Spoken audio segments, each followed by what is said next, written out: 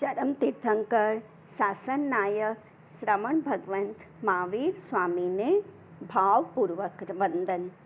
સમ્યક જ્ઞાન, દર્શન, ચારિત્ર અને તપરૂપી મોક્ષ માર્ગ પર લાવનાર અનંત ઉપકારી ગુરુ ભગવંતોને ભાવપૂર્વક વંદન. સૌને મારા જય જિનેન્દ્ર. દેવાનું પ્રિયો, દુર્લભ એવા આ માનવ ભવમાં આપણે કરવાનું શું છે? દુર્લભ એવા માનવ ભવમાં આપણે કરવાનું શું છે? ધર્મ આરાધનાના ઊંચામાં ઊંચા દિવસો એટલે આ ચાતુર્માસ, અને એ પણ 4 મહિનાનું નહીં, 5 મહિનાનું. આવું કરતા આવી ગયા અને જવું કરતા ચાતુર્માસ પૂરા થવાના દિવસો પણ આવી ગયા. અને આપણા આ માનવ ભવનમાં સાર છે ધર્મ આરાધના કરવાનો. આપણા આ માનવ ભવનો સાર છે ધર્મ આરાધના કરવાનો. અને આપણે આ લોકડાઉન પીરિયડમાં જે 5 મહિનાથી JSS જૈન સ્થાનકવાસી શ્રાવક વર્ગ તરફથી ચાલી રહેલી ધર્મ પ્રભાવના પણ હવે પૂરી થવા આવી છે. જ્ઞાન પાંચમ જેવા મંગલ દિવસે ઘણા સ્થાનકોમાં ગુરુ ભગવંતોના વ્યાખ્યાનો ચાલુ થઈ ગયા છે. અને આવા લોકડાઉન પીરિયડમાં અમારા JSS તરફથી જે નાનો એવો પ્રયાસ કરેલો એને ખૂબ સુંદર પ્રતિસાદ આપનાર આપ સૌ શ્રાવક વર્ગને ખૂબ ખૂબ ધન્યવાદ. અને મારો વિષય હતો અંતગળ, એનો સાર થોડો. આગમ એટલે તીર્થંકર ભગવંતની અમૃતવાણી, અને આગમ જ આપણા માટે ચિંતામણી. આ આગમ જે અર્યંતના પકવાન છે અને જે ભવ્યોને બનાવે ભગવાન છે. આગમ છે તો સાધક છે, સાધના છે અને સાધ્ય પણ છે. આપણે આપણને પાંચમા આરામમાં જીનવાણી મળવી એ ચોથા આરામમાં જીનેશ્વર મળવા સમાન છે. માટે જ્યારે ગુરુ મુખેથી જીનવાણી વહેતી હોય ત્યારે એમ સમજવું કે આ તો સાક્ષાત રત્નોની વર્ષા છે, અમૃત વર્ષા છે. શ્રમણ ભગવંત મહાવીર સ્વામીની વાણી અને સુધર્મ સ્વામી ગુથિત 11 અંગસૂત્રોમાંથી 8મું જે છે અંગસૂત્ર, જેનું નામ છે અંતકૃત દશાંગ સૂત્ર. આપણે એને અંતગત સૂત્ર પણ કહીએ છીએ. જે અંતગત સૂત્રમાં સંયમ આરાધના અને તપ સાધના દ્વારા 8 પ્રકારના કર્મો ઉપર વિજય પ્રાપ્ત કરી 84 લાખ જીવાયોનીમાં આવાગમન રૂપ જન્મ મરણના ચક્રનો અંત કરી જીવનની અંતિમ ક્ષણોમાં મોક્ષપદની પ્રાપ્તિ કરી છે. એવા 90 આત્માઓનું જીવન ચરિત્ર છે. એમાં 22મા તીર્થંકર અરિષ્ટનેમિના શાસનના 51 ચરિત્ર, એક કૃષ્ણ વાસુદેવના પરિવાર, અને 24મા તીર્થંકર શ્રમણ ભગવાન મહાવીર સ્વામીના શાસનના 39 ચારિત્ર, જે શ્રેણિક રાજાના પરિવારમાં.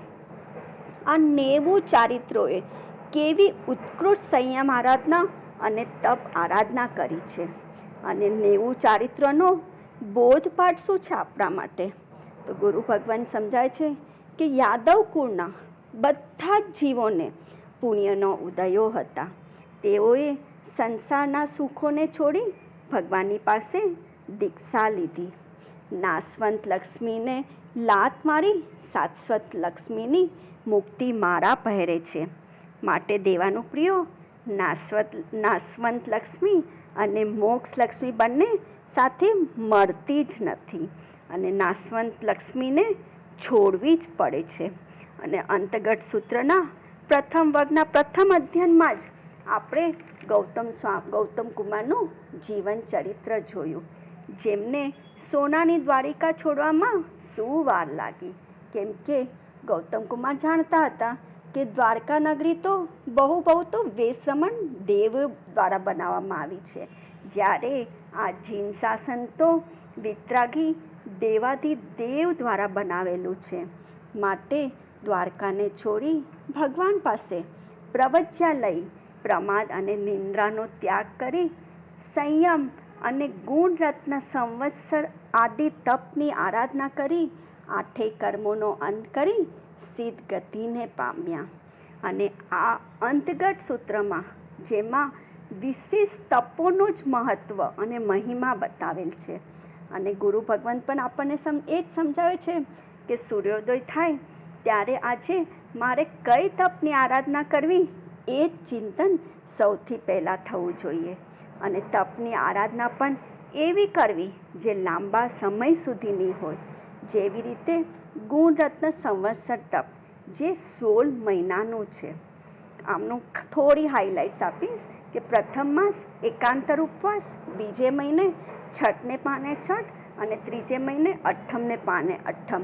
આમ એક એક ઉપવાસ વધારતા 16મે મહિને 16 ઉપવાસને પાને 16 ઉપવાસની ઉત્કૃષ્ટ આરાધનાને ગુણરત્ન સંવત્સર તપ કહીએ છીએ. માટે આપણે પણ આપણા જીવનમાં ગૌતમ કુમારના જીવનથી થોડોક બોધ લઈએ અને આપણા જીવનમાંથી પ્રમાદને દૂર કરવા આપણે નિયમ 1 નંબરનો નિયમ લખીએ કે સામયિક અને સંવરણ કરવાનો નિયમ રાખીએ. અને સાથે લાંબા સમયના તપને આપણે ઉપવાસ કે આંબેલ ઉપવાસથી ન કરી શકતા હોય તો આપણે એને આંબેલ એકાસનાથી ગુરુ ભગવંતની આજ્ઞા લઈ અને કરી શકીએ છીએ. કેમ કે જે નિર્જરા 28 કે 9થી થાય છે ને એના કરતાં વધારે નિર્જરા જે લાંબા સમયની તપ આરાધના હોય છે એનાથી થાય છે. માટે આ નિયમ તમે લખી લેજો. આપણે પચકાન એકસાથે છેલ્લે કરશું. હવે અંતર્ગત સૂત્રના 6થા વર્ગના 15મા અધ્યાયમાં આપણે જોયા 6 વર્ષના નાના બાળ અતિમુખ કુમારને એટલે કે એવંતા કુમાર, જે કહે છે કે ધર્મ કરવો સહેલો છે, સાવ સહેલો છે, એમ 6 વર્ષનો બાળ કહે છે. અને ધર્મ કરવો અઘરો છે, બહુ અઘરો છે, એમ 6 ખંડના ચક્રવર્તી કહે છે. આવા એવંતા કુમારે પોતાનું રમવાનું છોડી અને જેમ ગૌતમ સ્વામીની આંગળી પકડી લે છે તેમ આપણે પણ એટલી મમ્મત કરવાનું છોડી ગુરુજનોના ચરણ અને આચરણને પકડી લઈએ. અને આવા નાના બાળ એવંતા કુમારનો બોધ પણ નાનો અને સરળ છે. અને બોધ છે કે જેનું હૃદય સરળ છે તેમના માટે ધર્મ સાવ સરળ છે. જે ધર્મને પકડે છે હાથ તે પ્રિય ધર્મી અને જે ધર્મી જનોને પકડવા દે છે હાથ તે છે દ્રઢ ધર્મી. 6 ખંડ જીતવા એ મિથ્યા પરાક્રમ છે અને છકાઈની દયા તે સમ્યક પરાક્રમ છે. આવા છકાઈ જીવોની દયા માટે આપણે નાના નાના નિયમ લઈ શકીએ છીએ. હવે નિયમ નંબર 2માં થોડુંક લખીએ કે સૌથી પહેલાં પૃથ્વીકાયની દયા માટે આપણે જમતા ઉપરથી મીઠું ન લેવું. અપકાયની દયા માટે આઠમ પખીએ સ્નાનનો ત્યાગ કરવો. તેવકાયની દયા માટે રાત્રે એટલીસ્ટ 9થી 9 ને તો પોતાના ટાઈમ મર્યાદા પ્રમાણે મોબાઈલનો ત્યાગ કરવો. વાયુકાયની દયા માટે બપોરે સૂતી વખતે આપણે પંખાનો ત્યાગ કરવો.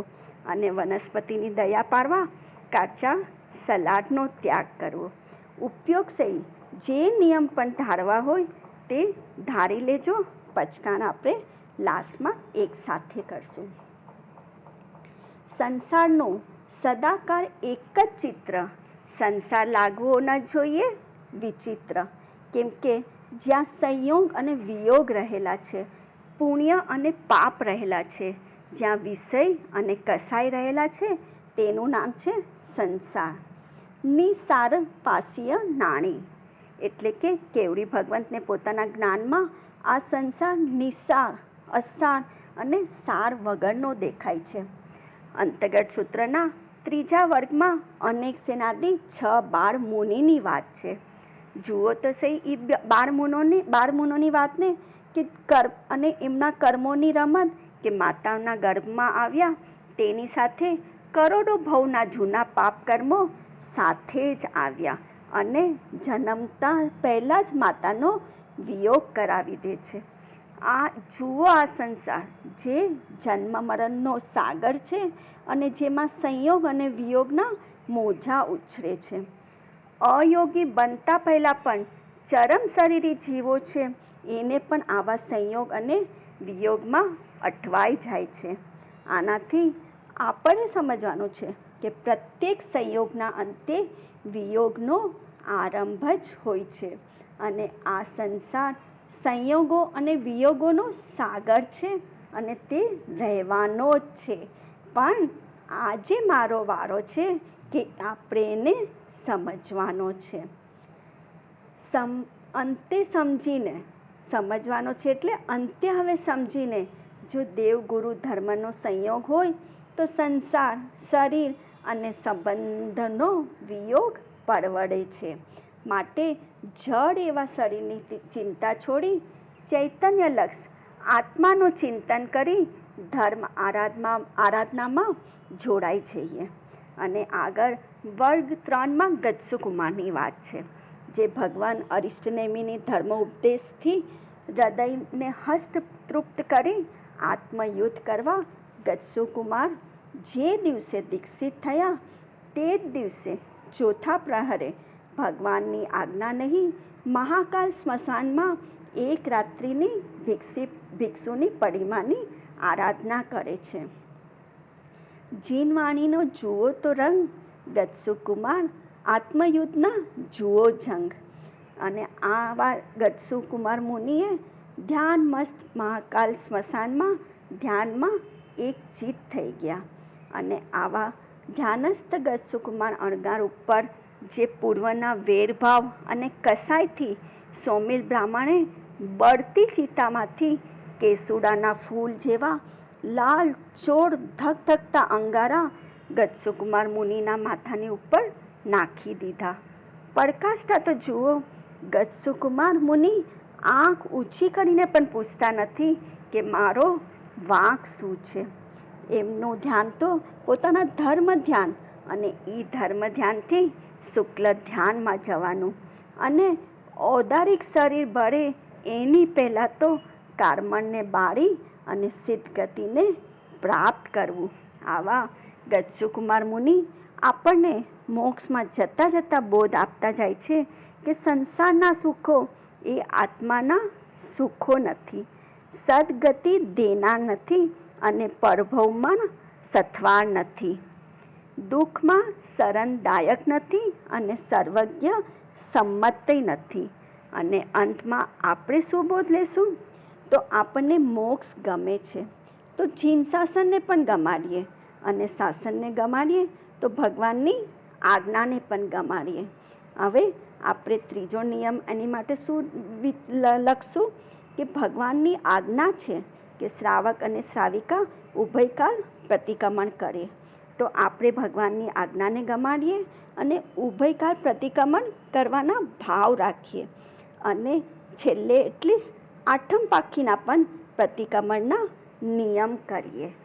હવે આપણે આગળ જોઈએ કે સંસારનો રંગ કાચો રહેલો છે અને ધર્મનો રંગ સાચો રહેલો છે. આને સાચું સાબિત કર્યું કૃષ્ણ વાસુદેવની પટરાણી પદ્માવતીએ, જેમને જીનવાણી સાંભળતા વૈરાગ્ય પામી વીરતી અને વીરતા પ્રગટાવવામાં વાર નથી લાગી. દ્વારિકાની સોનાની નગરીમાં સોનાના સિંહાસને સોનાના આભૂષણો સહિત સોનાથી મઢવામાં આવેલ એ પદ્માવતી પટરાણીએ 3 ખંડના વાસુદેવને છોડી 3 લોકના નાથ પાસે જાય છે.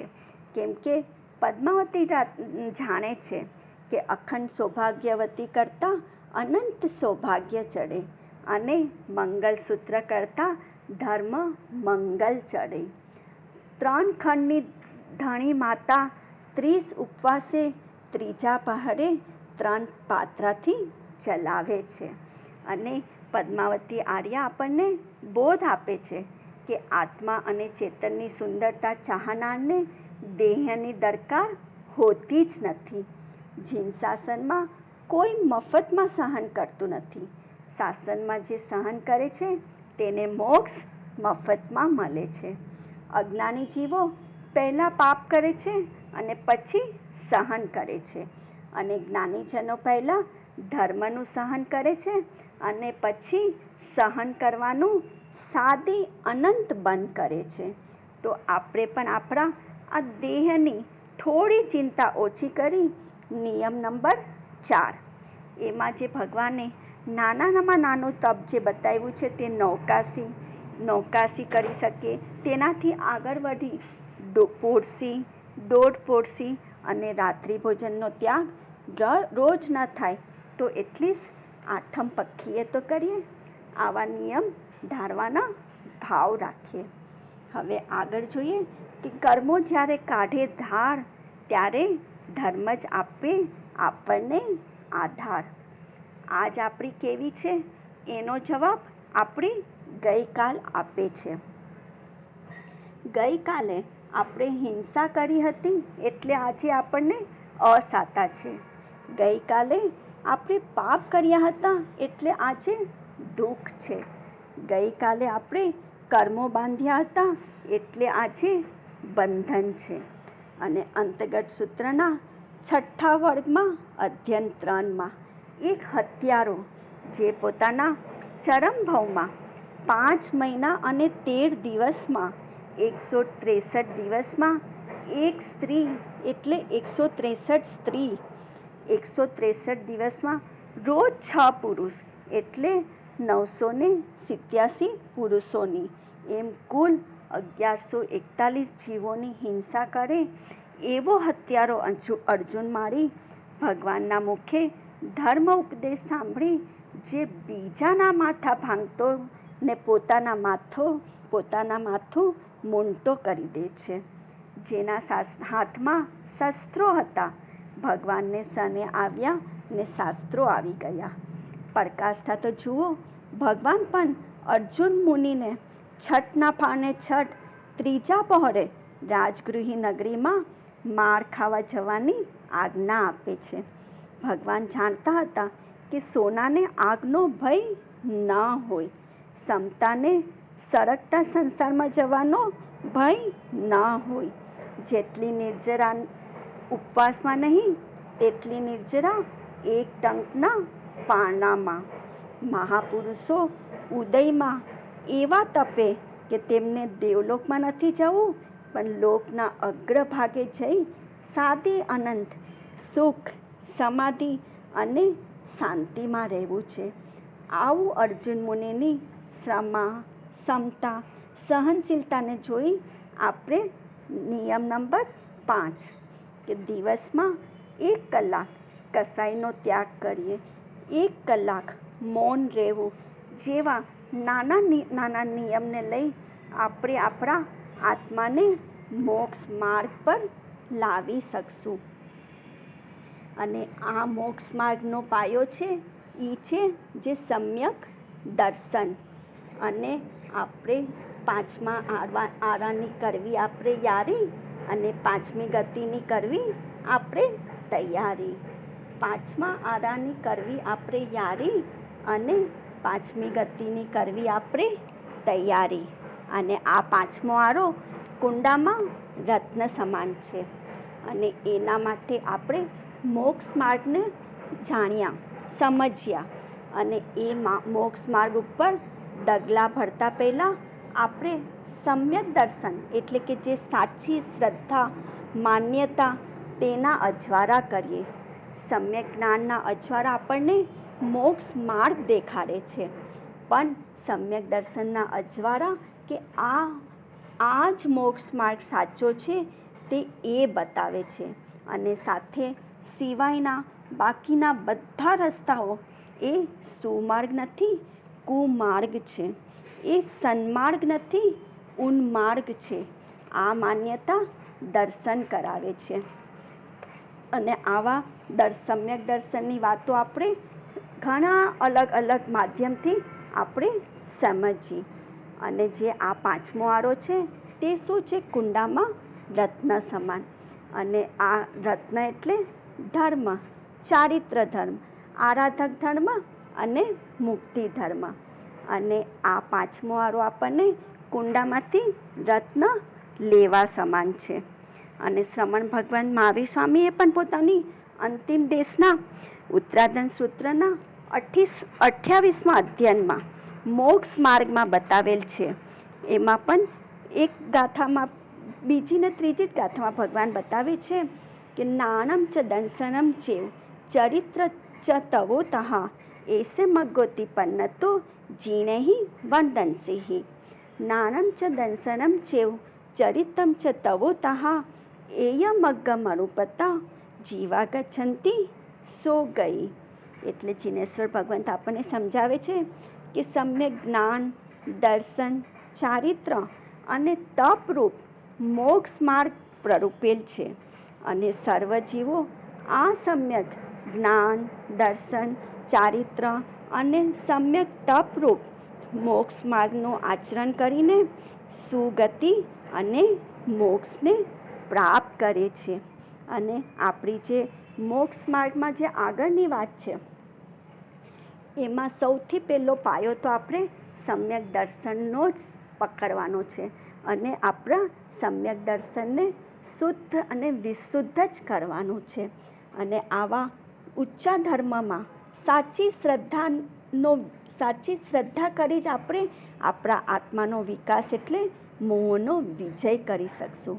અને આખા સંસારને સીમિત કરવાનું કામ મોહ રાજાના ખાતે જાય છે.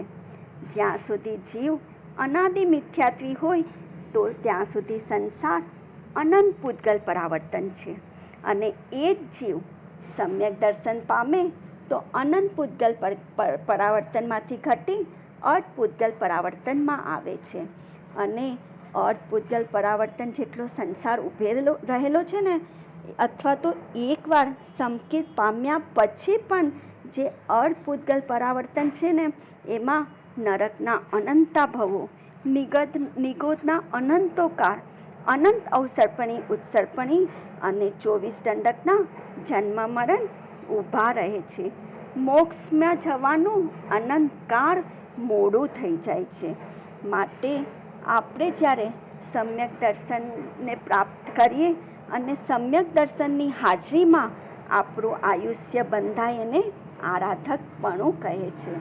અને એ આરાધકપણામાં જ્યારે આપણું આયુષ્ય બંધાય ત્યારે માત્ર ઉત્કૃષ્ટ 15 ભવ, હજુ એ 15 ભવમાં જો જ્ઞાન, દર્શન, ચારિત્રની આરાધના ઉત્કૃષ્ટ હોય તો 3જો ભવ, અને મધ્યમ હોય તો 5મો ભવ, અને આરાધના જઘન્ય હોય તો 15 ભવ. અને આ રીતે જીવાત્મા સમ્યક દર્શનની હાજરીમાં આયુષ્ય બાંધે તો જીવને આરાધક કહે છે. માટે આપણે સમ્યક દર્શનની વિશુદ્ધિ કરવાના ભાવ રાખીએ. અને સમ્યક દર્શનને શુદ્ધ કરવા માટે આપણે નિયમ નંબર 5, આરાધક બનવા, સમકીર્તિ બનવા, સમ્યક દર્શન વિશુદ્ધ કરવા, આપણે એક નિયમ રાખીએ કે રોજ 27 શ્લોક, 27 નમો સ્થૂણમ બોલવા. અને જેનાથી આપણું સમ્યક દર્શન વિશુદ્ધ થશે અને આપણે આપણા મોક્ષ માર્ગની આરાધના કરી શકશું. માટે એક 2 જ લાઈન. તારા મોક્ષની સાધના તું કરજે પથિક, આ જીવનનો કોઈ ભરોસો નથી, આ પિંજરનો કોઈ ભરોસો નથી, ક્યારે ક્યાં કઈ હાલતમાં જવું છે અહીંથી, આ ટિકિટનો કોઈ ભરોસો નથી. તારા મોક્ષની સાધના તું કરજે પથિક, આ જીવનનો કોઈ ભરોસો નથી, આ પિંજરનો કોઈ ભરોસો નથી. વિતરાગવાણીથી ઓછું અધિક વિપરીત બોલાણું હોય તો અર્યંત અનંતાસીદ કેવરી પ્રભુ આપની સાક્ષીએ તસ્મિચ્છામિ ડુક્કડમ. અને આપણે જે બધા નિયમ 1, 2, 3 કરીને જે નિયમ લખ્યા છે એને આપણે પોતાના ધારણા પ્રમાણે જે રીતે ધારવા હોય એ રીતે ધારી લેજો. તો હું ગુરુદેવની આજ્ઞાથી પચકાન કરાવું છું. તસ ફંતે પડિકમામી નિંદામી ગર્યામી અપાણમ વોસીરે વોસીરે વોસીરે. અને આજ આપણું જે અભિયાન ચાલતું હતું એની સાથે આજ ટેલિગ્રામ ઉપર જ્ઞાન કંઠસ અભિયાન પણ ચાલે છે. એ જ્ઞાન કંઠસ અભિયાનમાં નાના એવા થોકરાનું કંઠસ કરી અને એની આપણે ઘરમાં જ અત્યારના લોકડાઉન પીરિયડમાં છે એટલે ઘરે જ આપણે એનું પ્રશ્ન પેપર સોલ્વ કરી અને એન્સર પેપર પણ આપણે જ જાતે એનું ચેક કરી અને આપણા માર્ક્સ આપવાના છે. આ જ્ઞાન કંઠસ્થ અભિયાનમાં જેને પણ જોડાવવું હોય તે આમાંથી કોન્ટેક્ટ કરી અને આની માહિતી મેળવી શકે છે. અને અમારો JSS તરફથી અમારો જે આ નાનો એવો જે અભિયાન હતું એના માટે આપને કાંઈ પણ જે પણ આપણા સજેશન હોય કે આપણા વ્યૂ હોય એને તમે સજેશન બોક્સમાં નાખી અને મોકલાવી શકો છો. ગુરુદેવની આજ્ઞાથી નમો નિતાણમ, નમો સિદ્ધાનમ, નમો આયર્યાનમ, નમો વજ્યાનમ, નમો લોય સવસાવનમ, ચટારી મંગલમ, અર્યંતા મંગલમ, સિદ્ધા મંગલમ, સાહુ મંગલમ, કેવલીપનત્તમ ધમ્મમ મંગલમ, ચટારી લોગુતમા, અર્યંતા લોગુતમા, સિદ્ધા લોગુતમા, સાહુ લોગુતમા, કેવલીપનત્તો ધમ્મો લોગુતમા, ચટારી શરણમ પવજ્જામિ, અર્યંતે શરણમ પવજ્જામિ, સિદ્ધે શરણમ પવજ્જામિ, સાહુ શરણમ પવજ્જામિ, કેવલીપનત્તમ ધમ્મમ શરણમ પવજ્જામિ. 4 મંગલ 4 ઉત્તમ 4ના શરણા જે કરે ભવસાગરમાં ડૂબે ન તે, સકળ કર્મનો આણે અંત, મોક્ષ થના સુખ લય અનંત. ભાવ ધરીને જે ગુણ ગાય તે જીવ તરીને મોક્ષે જાય. સંસારમાં એ શરણા 4 અવર ન શરણો કોઈ, જે ભવ્ય પ્રાણી આદરે તેને અક્ષય અવિચર પદ હોય. અંગુષ્ઠે અમૃત વસે લબ્ધિ તણા ભંડાર, ગુરુ ગૌતમને સમરીએ મન વંચિત ફળદાતા. ભાવે ભાવના ભાવીએ ભાવે દીછે દાન, ભાવે ધર્મ આરાધીએ ભાવે કેવળ જ્ઞાન, પ્રભુ ભાવે પદ નિર્વાણ. બોલો મહાવીર સ્વામી ભગવાન કી જય. જય જિનેન્દ્ર.